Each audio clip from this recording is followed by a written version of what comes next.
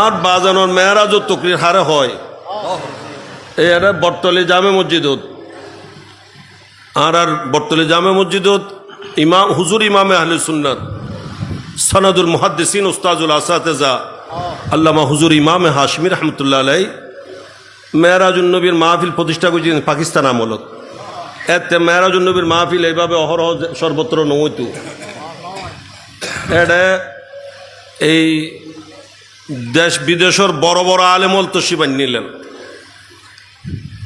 তো আর এখনো মনত আছে এই মেরাজের মাহফিলের মধ্যে একবার আর বাজান কেবলা রহমতুল্লাহ আর বাজানোর কিছু বিষয় তকরির একবারে আলা পায়ার আসিল। এর ভিতরে একটা মেরাজ মুস্তাফার আলোচনা আর বাজানে যাতে মেরাজের আলোচনা করতেন এনর মেসাল দিবেল্লাই মতো অন্য হনা আলেমর ওয়াইজ পানো যাইব।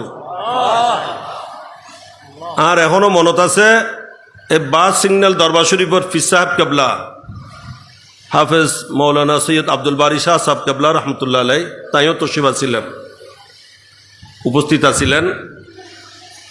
এই শমসুল আলম হেলালি ফটিক শরীর ফাল্লার এইবার তশিফা এইবার উপস্থিত আছিল। এইবার আগে তকরির করছে এরপর আর বাজানে তকরি শুরু করছে।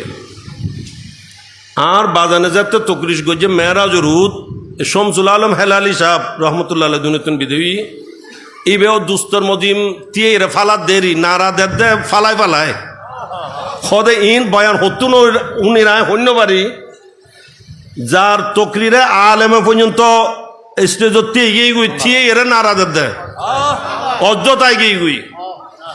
এই আব্দুল বারি শাহ সাহেব হদে হদে আজি হদে আর রুহ খুশ হয়ে গিয়ে হদে আয় আজি বয়ান জিন উনি আর ফুয়াতুন হদে আর রুহ খুশ হয়ে গিয়ে সুবহানাল্লাহ।